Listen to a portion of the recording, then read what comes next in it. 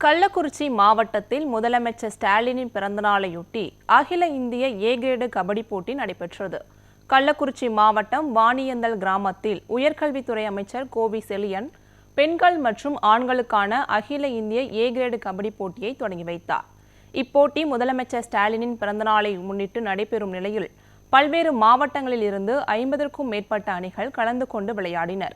இதில் மாநில மருத்துவர் அணி துணைத் தலைவர் கம்பன், சங்கராபுரம் சட்டமன்ற உறுப்பினர் உதயசூரியன், ரிஷிவந்தியம் சட்டமன்ற உறுப்பினர் வசந்தம் கார்த்திகேயன், செங்கம் சட்டமன்ற உறுப்பினர் கிரி, கள்ளக்குறிச்சி நாடாளுமன்ற உறுப்பினர் மலையரசன், மாவட்ட ஆட்சியர் பிரசாத் ஆகியோர் கலந்து கொண்டனர்.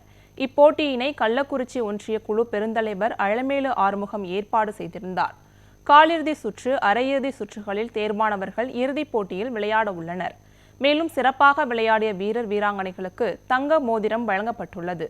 இறுதிப் போட்டியில் வெற்றி பெறும் முதல் அணிக்கு 5 லட்சம் ரூபாயும், இரண்டாவது அணிக்கு 3.50 லட்சம் ரூபாயும், மூன்றாவதாக வரும் 2 அணிகளுக்கு தலா 2 லட்சம் ரூபாய் என கோப்பையுடன் பரிசுத் தொகை வழங்கப்பட உள்ளது.